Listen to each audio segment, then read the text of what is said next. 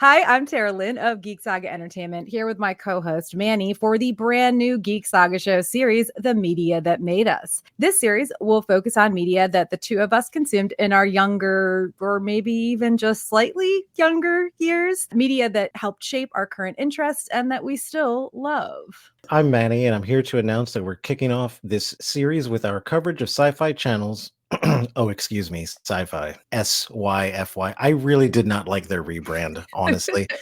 I think they Anyways, changed it back at some point too, but I don't have network cable or anything anymore. yeah. So So we're getting into the reimagined Battlestar Galactica series. And our first episode is, of course, all about the BSG miniseries that aired in 2003. before we get started, just a heads up that you can follow me and therefore all of the Geek Saga endeavors at a Geek Saga on Facebook, Instagram, Threads, TikTok, Twitter, and YouTube. And you can find me on Facebook and Instagram at Manissimo Art. Last but hopefully not least, we hope that you'll check out the Geek Saga Entertainment Patreon. We have a bunch of tiers starting as low as $1 a month, and it's a great way to support us and receive some fun perks in return, including early access to the podcast episodes of this series, as well as our 90s and Naughties Cringe Factor series, and the very soon coming back Hot D Takes series. So excited. You can check it out at patreon.com/geeksaga_entertainment. As I mentioned, the BSG miniseries, which was a reimagining of Battlestar Galactica's TV series that came out in 1978, first aired on Sci-Fi Channel in 2003, December to be exact. It was obviously meant to usher in the new BSG TV series, which premiered in October 2004, but we'll get into that in the future. Right, because in this episode, we're just talking about the miniseries. And our format for our Media That Made Us series will include our top 5 moments that made it in each episode, which are basically our hot takes from the portion of the series that we're covering, followed by any insights we've uncovered from rewatches and or being longtime fans.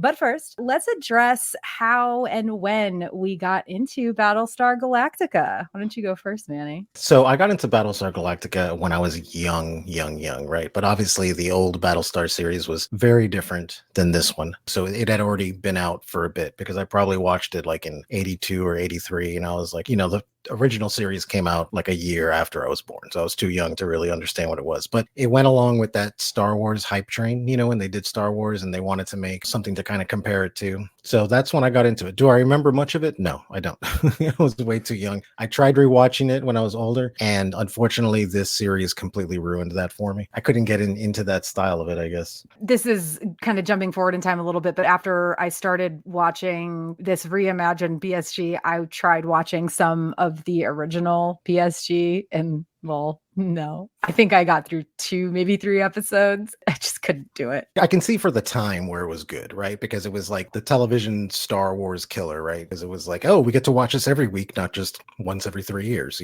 But Yeah. I get that, but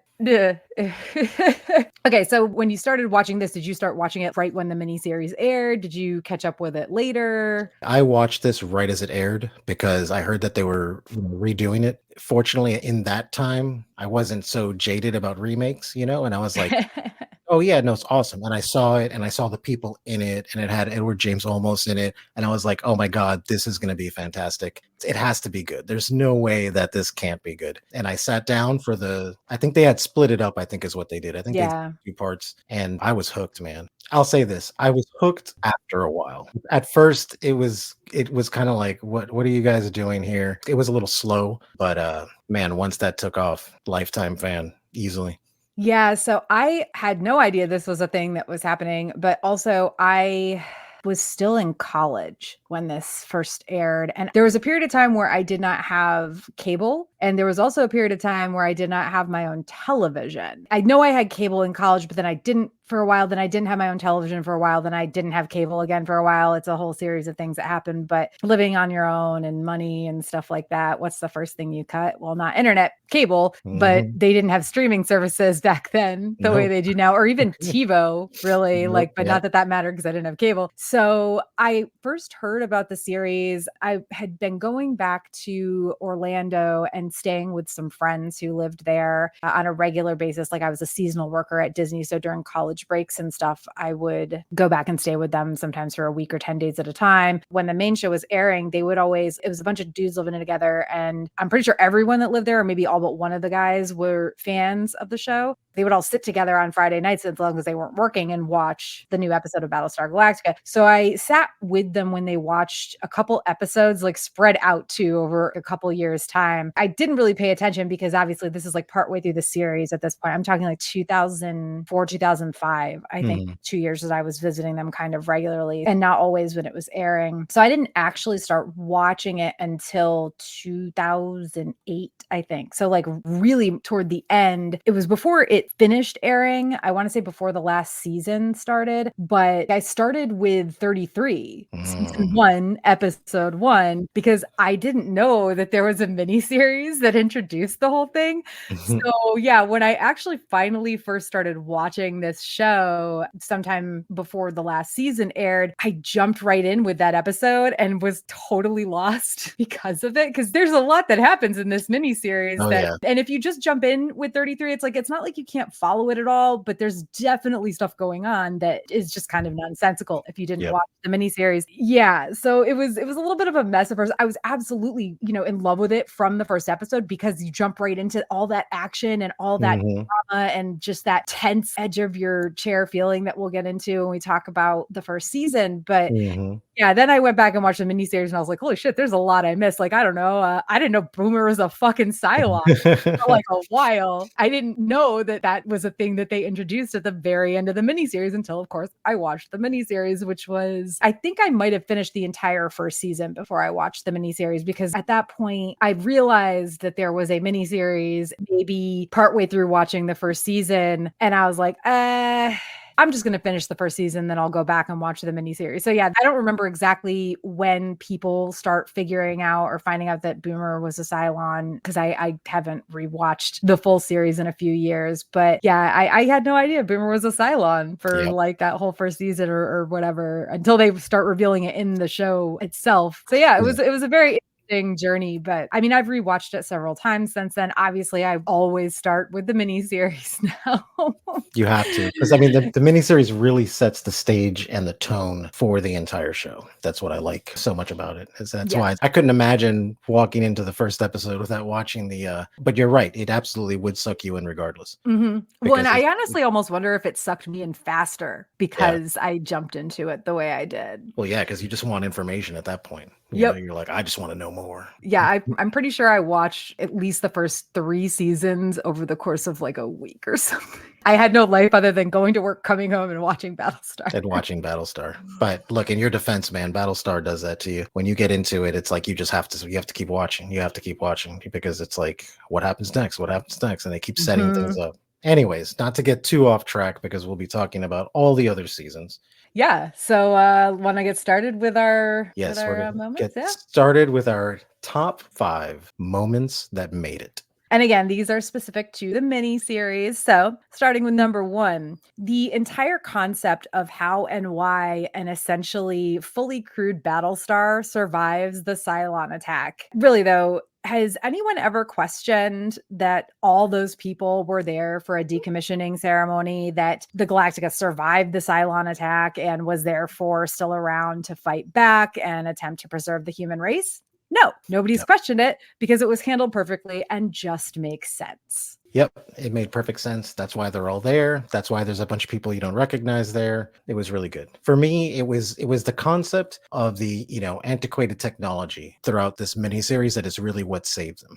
And I think it kind of falls into line with that saying where it talks about, when you over specialize, you breed in weakness, because you become so dependent and so complacent on some of these things that, in the end, you don't know how to live without them. Yeah. And I think that was like the biggest downfall for the colonial fleet, really, because they wanted more convenience and they wanted more like that. And the fact that the commander of the Galactica, he was an older guy. He wasn't into all this hip technology stuff, and he lived through like that war, through like the first war, and he understood what their weaknesses races were. It was really cool, you know, and I really loved the whole feel of everything that's going on there, right? So when I talk about how it was kind of slow at first when I first watched it, I didn't give up because I really felt it's setting something up here. And I think the thing that they really did was they gave you that feel. It almost seemed like the last episode of a show because it's like everything's winding down. Everybody's like shaking each other's hands, like, hey, I'll see you on the next whatever, or it was an honor to serve with you, you know, and like all these things. And I think it was great. And then I think it also played into the whole like lax mentality that they had for their military tradition or whatever you'd call it. There wasn't a lot of formalities. People were getting away with murder. They're just doing all these things, you know, and everybody's just like, oh, yeah, it's just whatever. And I think that that kind of set up to what was going on. Even though a lot of these people on the ship were young, they weren't necessarily like retiring, but the Galactica was retiring. So it was like, all right, you know, whatever. And I did like a lot of the remarks about it becoming like a museum. And they're just like,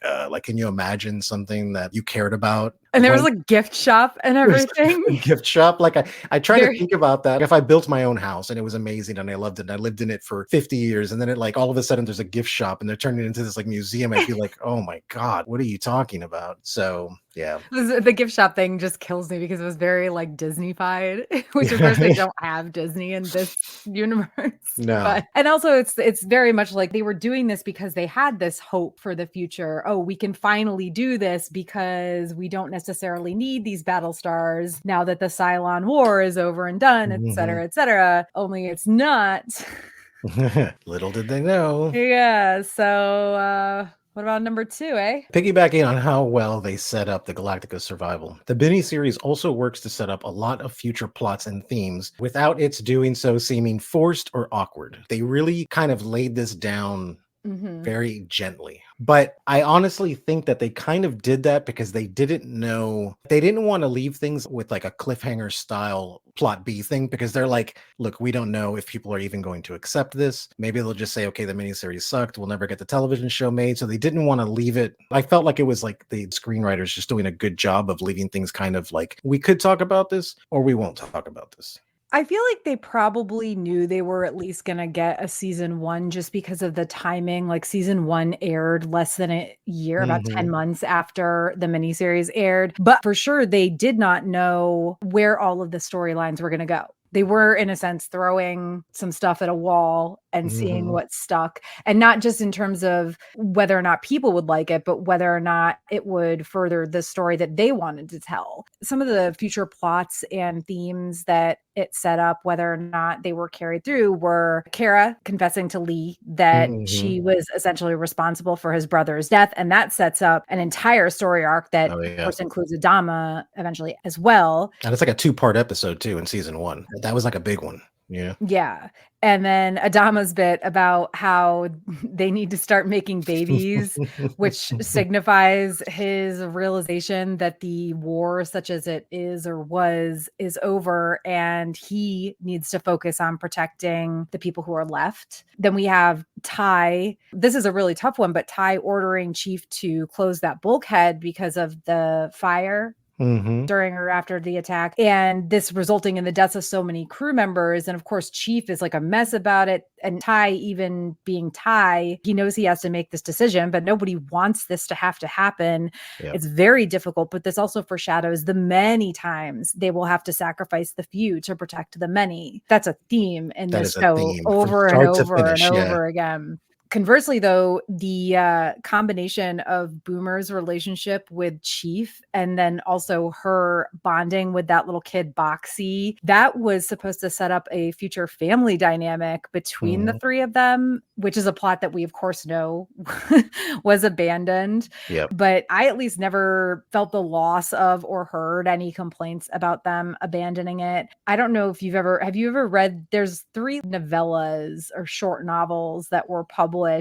One of them has Boxy in it as kind of a big character. And I think at the end, they like turn him into a Cylon or something. It's been a while since I read them, but it was really weird because those were written before a lot of other plot holes were filled in. And maybe I think it was after they decided they weren't going to do this Chief Boomer Boxy like family thing, but he was definitely meant to be a bigger character. The kid was. I'm all here for the fact that he wasn't, because kids in TV shows like this, it's like kids in The Walking Dead, man. Just don't.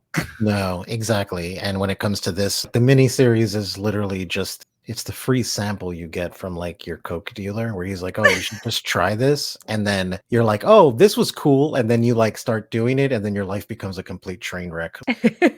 So when you watch the miniseries, no matter how bad or uncomfortable you feel, just get ready because it's going to get a lot worse. Just you wait. There's more. And it's literally like that from start to end of the entire series. I mean, there is a lot of uncomfortable situations that happen here. Oh yeah, God, don't even get me started. I'll get into this way more in future episodes, but the 6 Baltar stuff makes me so uncomfortable. Having this essentially the way it's kind of portrayed, like imaginary friend that you're having physical relations with and people walk in on you all the time and stuff, like, my God.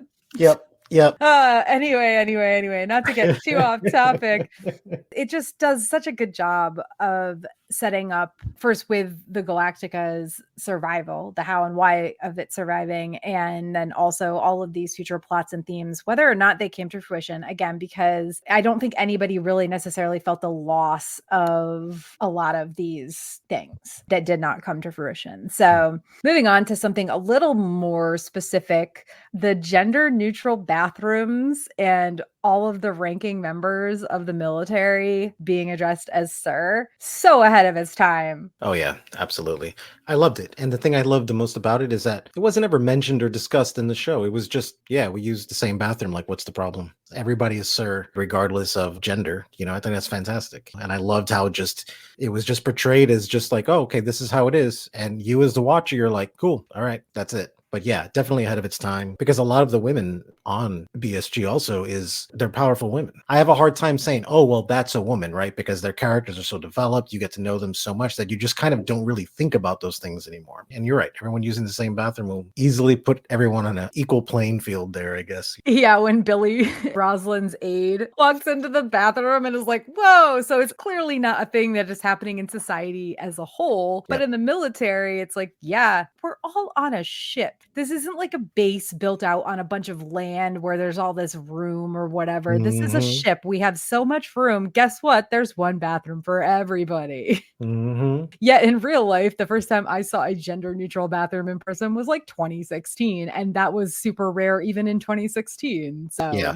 And also just the sir, everybody being called sir. It's not gendered either. It's not about, oh, we're going to refer to everyone as sir. At least as far as I know, it's not about them being referred to as sir because, like, let's go with the masculine. It's just like we're all on the same level. So yeah, that's the way I saw it. Very ahead of its time. And I loved it when I first started watching this 15, 16, 17 years ago. And I will never not love it, even though things like this are more common now. It just proves how amazing and ahead of its time this show. Yeah, I mean, because you're talking 21 years ago.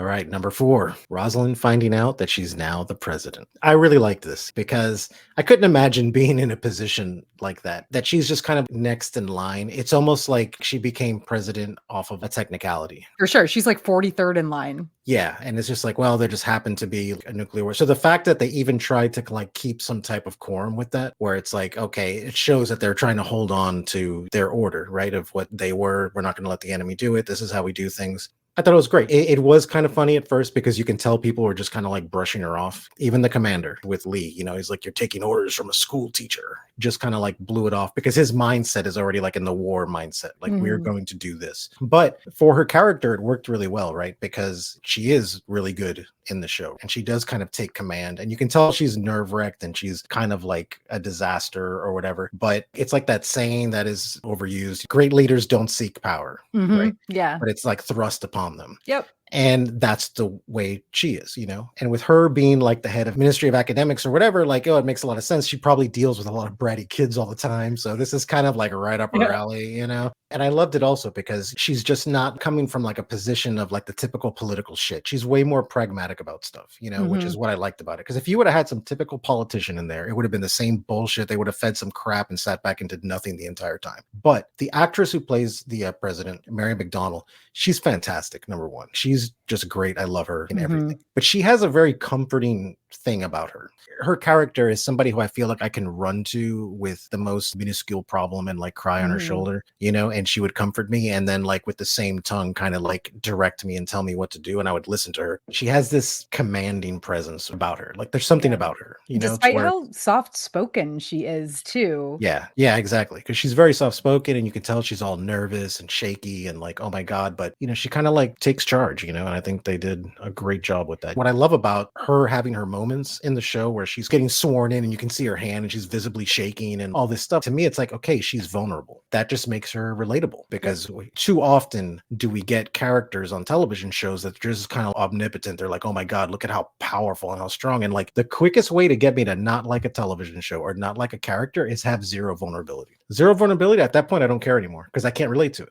I want to just say with all of the media I have consumed, including having watched the series more times than I can recall at this point, it's definitely upwards of 5. I have to say that the scene where Rosalind finds out she's the president has always just stuck with me as being such a moving and powerful and unforgettable scene, despite the fact that I did not watch the miniseries before I jumped into the show. Going back and watching it and seeing this, it made me feel like this and the next thing we're going to talk about more than anything made me feel like I missed out. Not the reveals that we get, not the reveals of who is a Cylon, not all the God crap from 6. Don't even like that's something I tossed around talking about and kind of want I want to push that into future seasons. But all of the things that we get in this miniseries, which, you know, 3-ish hours long, 3.5 hours long, something like that. Hours. Even with, again, the thing I'm going to mention next, this is probably the scene that has stuck with me the most. And some of that may be, you know, as a femme presenting person, even watching it in 2008 or so, whenever I finally watched the miniseries, the idea of a female president was still just kind of, we talked about it, but it was always like oh, come on, will it happen? And still, in 2024 hasn't fucking happened. And also just her realization that she is, when they approach her and they say, "You're the president, congratulations," or whatever. Obviously, I'm paraphrasing greatly. And she just sits back and is like, "Okay, let's get to work." Yeah. For anybody that says women are too emotional for this shit, fuck you. Yeah.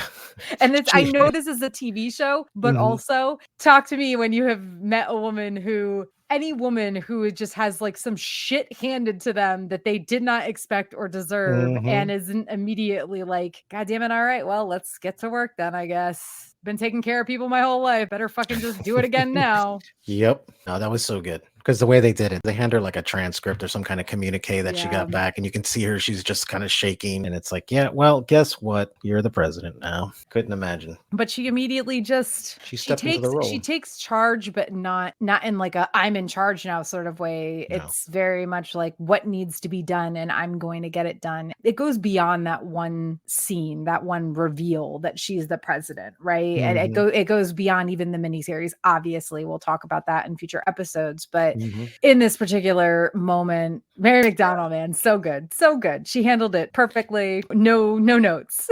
She does really good with quiet emotion. That's the thing. Like she doesn't have to tell you what she's feeling. You know what she's feeling just by the way she's acting. And I think that's where picking her for that role was just amazing because it wasn't forced. Everything seemed so natural with what she was doing. It made it great. Now we're going to move on from having maybe not so much emotion to all the emotion, because our number 5 moment that made it is obviously, of course, Adama's speech. Oh, yeah. I'm going to just kick this off with, personally, I have to say this is like minus the fact that he lies about knowing where Earth is. I totally get why he does that, but I still hate that he does it. I get why he does it. That doesn't mean I have to like it. But also every other part of that speech is the whole speech itself, even despite the lie, is so powerful. If he hadn't said anything about Earth, that doesn't make the rest of the speech any less powerful. And oh my God, that "so say we all" chant is just I have chills literally right now just mentioning it. Okay. That's how fucking good it is. It's very rare that a show has made me feel that way from the same scene over and over and over again. Yeah. So fucking good. So say we all, man. That was great. Look, did he lie about it? Yeah. He did. Is it right? No, I guess not. But when you have a bunch of people that have given up hope and he's trying to give these people hope just to give them a fighting chance in life, that's just called necessary evil, is what it is. And Commander Dumb is one of those people. I He's mean, I wouldn't call it evil either. not evil. No, not evil. It's a necessary fib, a Fib, white lie, if you will. a white lie. I mean, really, there's such things as white lies or non-white lies when it comes to I don't know, 48,000 people left in your Yeah. civilization and you're trying to get to the next planet. I'm pretty sure that's probably gonna be the least of everyone's, probably certainly the least of his worries. His worry now is like, dude, I gotta find Earth now. Hope it's not a legend because I gotta find it. But yeah, the speech was fantastic. The little trivia tidbit on it is that the majority of it is actually improv by him, which I thought was fantastic. When the lady or the cleric or the priest is like, so say we all, and everyone's like, so say we all. And you see the way he looks at everybody, Yeah. like got that face, and he starts like repeating it over and over again. I was like, dude, pumped. Look, I always had a soft spot for Edward James Olmos because I always felt like I kind of looked like a younger version of him. That's why all my costumes has wanted to been of things that he does. He's just one of those actors that has been in so many movies since I was growing up, and is also just like a really lovely human being in person too. He's just a lovely human being. So it's like anything that he does, and matter of fact, that was one of the main pulls that got me to watch this to begin with, was the fact that he was in it. Because I liked Battlestar, and I was like, oh yeah, I'll check that out. When I saw he was in it, I was like, oh, I'm watching it. Like, forget about it, and I was pumped and I was ready for it. And I think I waited like a few weeks. I think I had heard about it probably like a month or two before the show actually came out. And I was pumped. I was like, this is what I'm doing this night. Nobody's going to call me. There's a blah, blah, blah. I was I was in it. Okay. Now we're going to talk about some insights that we've gleaned from being longtime fans. And only for our Battlestar episodes, I am at least going to refer to any Easter eggs or bloopers that I've mentioned as Dean sites. That's DEANSIGHTS. Because my partner Dean knows far more about this than I ever could, despite how many times I've watched it. And he will not stop pointing things out to me, which means I have long ago lost track of what I knew before I knew him.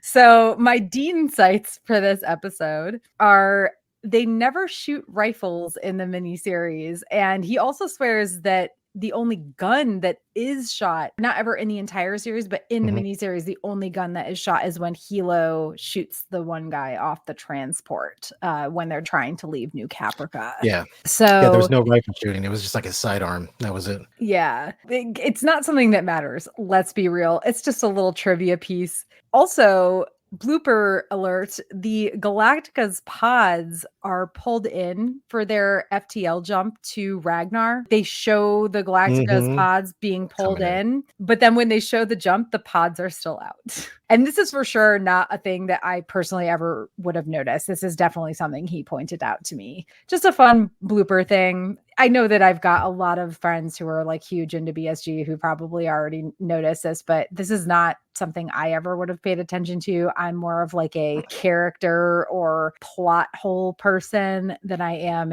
here's a random thing where the pods were pulled in and then they weren't.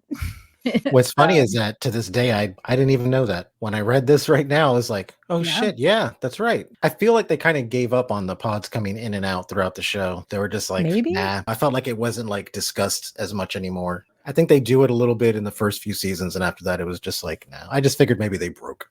With this particular scene, there's a whole thing where Starbuck is running late trying to get in, but I just assumed they were trying to close the doors. I totally went over my head that they were actually retracting the entire pods where the Vipers land. I just thought there were doors that were closing. Like, I'm in Star Wars mind. Okay. Sorry, not sorry. But the more personal level insights I wanted to make note of are that, one, Hilo is amazing. That is all. That's not all. Hilo is amazing. There are later things that happen with him. Listen, there's practically no character in this series is entirely good. Everybody has their gray areas. Either they're Mhm. bad or they're gray. There's like the lighter gray, the middle gray, the darker gray. I would say Hilo is the lightest of the light gray He is. generally. Everybody gets their hands dirty in this one. And we're not Everybody. talking about the characters that find out they're Cylons later, Mm-mm. okay? I'm just saying Hilo, he's very just honorable. The fact that they go back to Caprica and he gives up his seat on the transport because he's like, listen, I'm just some military dude. Here's Gaius Baltar, who is like one of the greatest minds of our time. Blech, Mhm. blech. Yeah. I love James Callis so much. He's good. Like I he's love so him. fucking amazing in this role, but Yeah. also Yeah, exactly. but Hilo just saying like this is one of the greatest minds of our time, like this is the person who should be saved, not me, some just military schmuck, whatever. Particularly earlier in the series, he is so pure He is. and I love it. There was multiple times when I was watching him where I literally was like, "Oh, God bless his heart." Like, And look I'll at him. be completely honest, this is something that probably makes more sense bringing up later, but I might as well bring it up now because later we're going to have to be covering a lot more episodes, usually in like a shorter amount of time. Dean has a thing for Grace Park. Oh, yeah. He's She's always beautiful. had a thing for Grace Park. I've always had a thing for Tama Pennicott. Oh, yeah. So it's like, oh, well, maybe we were meant for each other. Yeah, I think the woman that I was the most attracted to out of this entire series was Dee. Oh, man, she is Yeah. so pretty. Like, she is so No, she beautiful. is. Yeah. My number 2 insight is very silly. It's something that I'm sure people will kind of be like, meh, whatever, Tara, about, but the non-military costumes, and I'm not just talking about the miniseries, I'm talking about the series as a whole, but obviously this is the Mhm. first thing, and this is where we first see the 2 things that I'm about to talk about. The non-military costumes are often so bad in this Oh, yeah. series. Oh, yeah. I'm looking at you, Six's fucking awful red dress. I'm sorry, that dress is not sexy. I don't know who thought it was sexy. It looks good on Six, Yep. but that's a dress that looks good on like 0.000000000000001% of the people in I this think world. personally it would look great on me. I'm just saying. I think Yeah, that it would look well, fantastic on me. I guess we're just gonna have to have it's differences of just a opinions on this. it's just a fucking hideously weird. The It's length is weird. Mhm. The straps. Everything is off about it. It almost seems like it doesn't fit her, like it's, like, smaller almost, like, I where mean, she's it looks like good on her. it is cut weird though. When I say it looks good on her, let me tell you, she is a gorgeous woman, and about Yeah. a billion things would look better on her. And Yeah, I exactly. don't, some dude designed this dress, is how it feels to me. And I could be wrong about that, but I don't like it. However, also the fucking hideous blue suit that number Ugh. 5, the reporter guy, the Yeah. number 5 Cylon, the reporter guy wears, they bought that off the cheap rack at fucking Walmart Yep. or something. It is so bad. It doesn't fit. No. Like, I think the buttons are actually covered with cloth like it's the 70s. Were they trying to evoke the original Battlestar? I don't know. It's bad. I feel like they might have, because you're absolutely right about this. This is another thing that I never thought about, but when I saw it, I was like, you know what? I was like, damn, she's absolutely right. Because everyone who's dressed in civilian clothing is just god awful. Like it looks terrible. Like this is the future. You guys designed great uniforms. Anything that's a uniform looks fantastic. Did you guys not maybe use some of that knowledge to just make street clothes that doesn't look like that? What about your insights? One thing I like about this that really made me realize what it is that I loved so much about House of the Dragon is that the writers are here not to waste your time. So there's scenes in this that were like the most emotional things that were the most little things. So like number 1, going back to Hilo, right? Hilo gives up his seat and he's going away, and the camera angle they're using, because it's focusing in on the cockpit of the Raptor or whatever, and it's kind of looking out the window, and you see the way Boomer's like saying goodbye to Hilo, and you can tell she's crying and she's trying to like hold her shit together. I thought that was extremely touching. And Hilo's just like limping away. He just shot this guy with whatever cyber bullet he shot that guy with. That was a lot. I was like, yo, Hilo, man, calm down, dude. Well, the transport needed to get, like, they were saving very few people, No, absolutely. Look, I would have and done they were that. already probably overweight. No. I definitely would have made that same decision. But the fact that there's like little things in this show, which are the things that like stick, and like you spoke about earlier about when you figure out who the other Stylons are and all this kind of stuff, that was exciting in the sense of like mystery. Does that stick with me to this day? Not really. It was cool at the time because it was like, I don't know. But there's specific scenes throughout this entire series that just they just stick with me forever. And I don't know what it is. One of them, well, actually, I got like 3 of them really. We'll just start there because there's probably like 20 in this, but we'll just kind of keep it light. So, well, when you mention like who the Cylons are too, one of the things we have not mentioned at all is the entire scene on Ragnar where mhm, Adama gets stuck with Leoben. yep. And let's be real, it's basically sort of like a drama thing. Like they had to throw some action/drama in here. And that was Mhm, one of the things they threw in here. I'm not saying it's not important. It does tell us about the Cylons, not just mhm, that Leoben is one, but also that they can't be around that like sort of radiation, et cetera, yeah. et cetera. Edward James almost gets a little bit of fight scene, bow, bow. I But I don't know about a fight scene as much as just turning that guy's head into mashed potatoes with the yeah. light, and it was like, "Oh, man, like, dude, wash your hands, dude." Like, what? But yeah, I mean, there's a lot of these just little things that they don't stand out to me because I as much as I know they're important to the series as a whole, I don't feel like they are the best parts of what we see in the miniseries. But also it is important in terms of, like you said, seeing who the Cylons are and what Yeah. they are. And it was wild. So the one scene that just really touches me was that one scene that we had spoke about earlier where Boomer's taking off and waving, at Hela. Like that was really Mhm. touching, because it was like, man, that really sucks. And it was cool because there wasn't even like a romantic nature going on there. No, not at that point at all. No, it's just that they were like partners, and I Mhm. was like, shit, man. It made me think about a coworker I used to work with when I finally had to say goodbye and I just never saw them again afterwards. Honestly, that's what I think about when I see that scene. It's kind of heartbreaking. But yeah, going back to like the good writing part, the writers are not wasting your time. There's a scene in it where the president goes to visit these other ships that they need help and all this kind of stuff. And she goes and she meets this little girl, talking to this little girl, and everything is like great. The writers building up things that you think are kind of obscure, but they're not. They're kind of trying to do something here. And when they get back on the ship and they're like, we need to jump away, there's ships that don't have FTL drives. And that ship was one of them. So Yeah. there's this amazing scene where the president is like, okay, we have to go. She knows, because Billy tells her, like, that little girl you met, she's on one of those ships.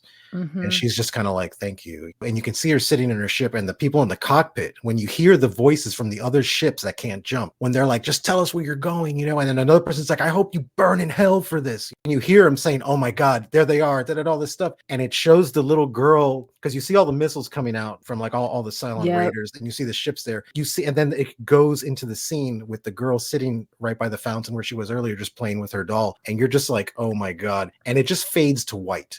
It's like, Mhm. see, you didn't have to show me that ship blowing up for it to be like a super poignant scene. Well, and that goes back again to the theme of the series theme of sacrificing the few to Mhm. save the many. And in this case, it's not a few, but it's the few compared to we don't have the room for them on our ships. We don't have anything in place to take care of more people than we already have. We don't even have anything in place to take care of the people we need to take care of, sort of thing. It's dark and sad and It is dark and it's sad, and it really gives you like a sense of hope, especially when Commander Adama kind of turns it around and he's like, as you mentioned, earlier, where it's like, I think it's time we start making babies, where it's like, okay, now it's about surviving. We need to take care of who we have. So one of my favorite things really in any Battlestar episodes of anything is when the Battlestar takes a defensive stance over the fleet. And you Mhm. see it here in Ragnar, right? Where it comes out and you see the ship doing that thing where it's just turning around like this as the ships are coming this way and they're jumping, and it's got its firing solution, and it's just.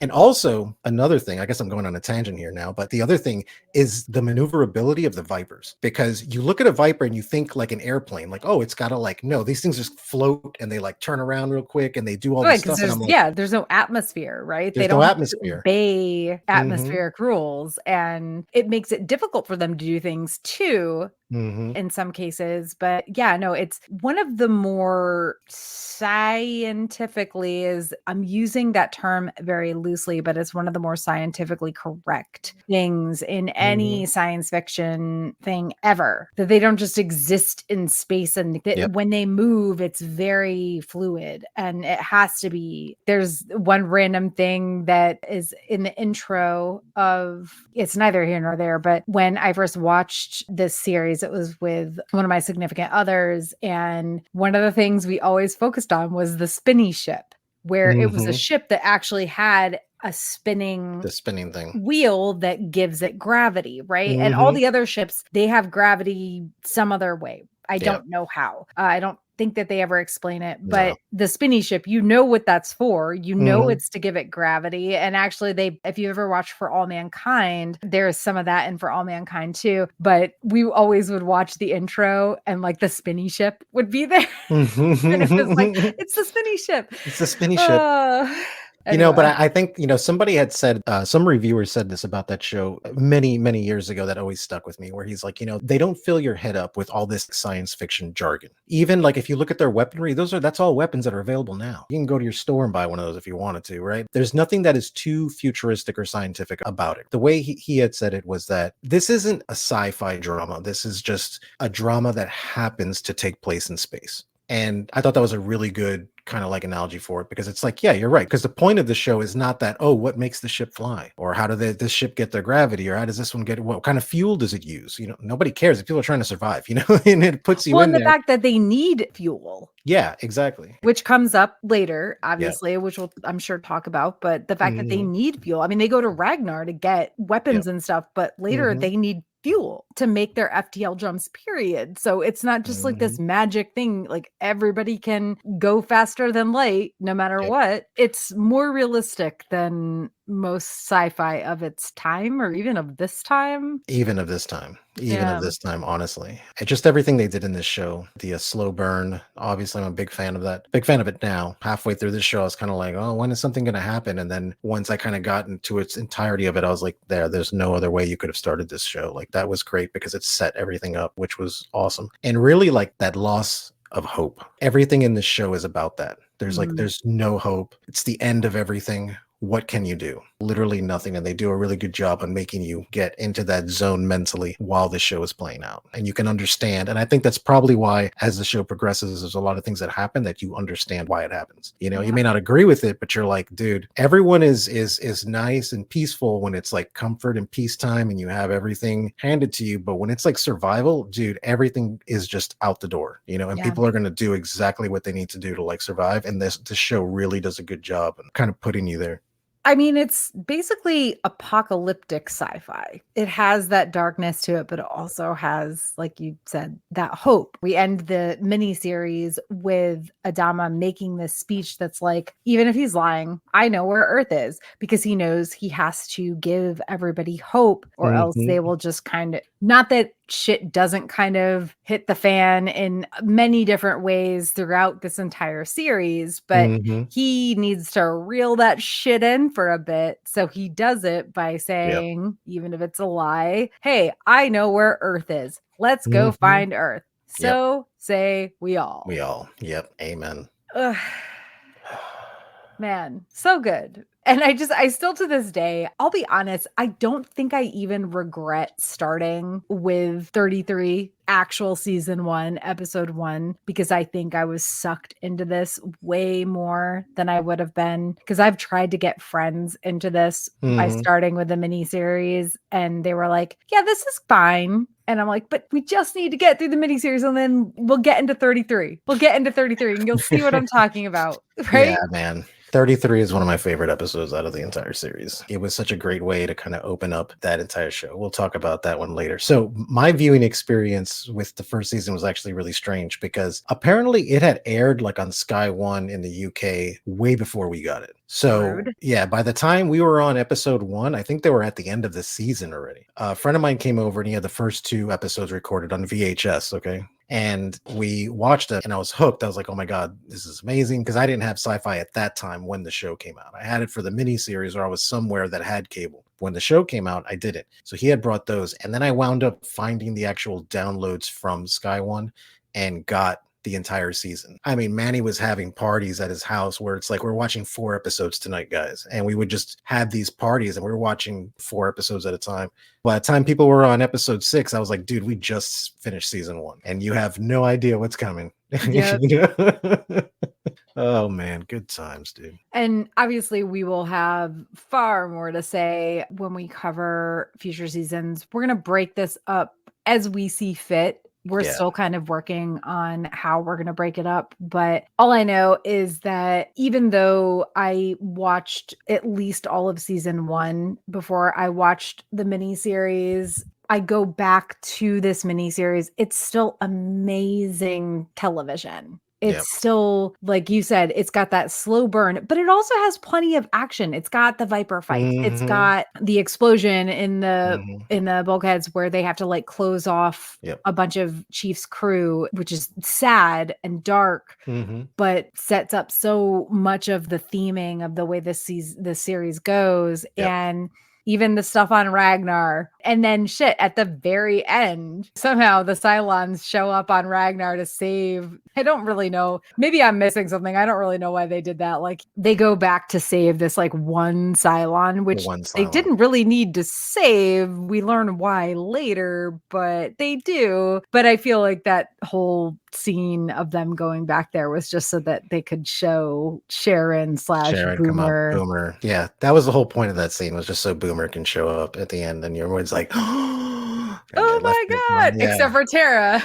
Yeah. You knew already, but for the rest of us, we were like I can't imagine being in your shoes and watching it live. watching it live. Yep, it was wild. Watching it live was terrible also, because there's episodes in season 2 where there's kind of like a cliffhanger, and that was like the middle point of the series. So think about this, how long we've been waiting for House of the Dragon to come out. That's how much time you had to wait for the second half of a season on this show. And they always did it at this crazy moment, crazy cliffhanger. It's like, great, I'll find out what it is next year. But also that screwed me also with getting ahead on season 1. When I downloaded those things, I had to wait even longer than everybody else Yeah. to watch that. So yeah. Oh, I've been there.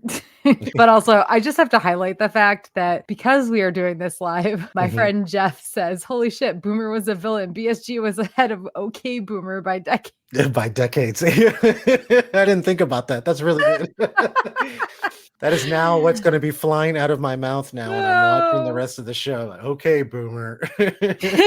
Jeff, I love you. Any last thoughts before we wrap up? No, but everybody better get ready because we're gonna have a lot to talk about. We're just over an hour now. And let me tell anybody who is watching this live that normally when Manny and I record stuff, we go way longer. And also, this was only like 3-ish hours of BSG. It's very likely that our second episode is going to cover all of season 1 just because there's not really a good stopping point in season 1. No, season 1 is a start to finish thing. Yeah, future seasons absolutely are going to be split up. But yeah, so as we close out the episode, just want to give a shout out to our Heroes tier patron, Tommy of the TKOK Podcast Network. Thank you so much for supporting us. And thank you for joining us for our first Media That Made Us episode on the BSG miniseries. For the most current news and updates about the series, make sure to follow at A Geek Saga on Facebook, Instagram, Threads, and Twitter. But also, please consider backing our Patreon at patreon.com/geeksaga_entertainment. Thank you for listening to the Geek Saga Podcast. If you like what you heard, please check out other Geek Saga entertainment endeavors, including the Sagas and Sass webcast and podcast and Ice and Fire Con.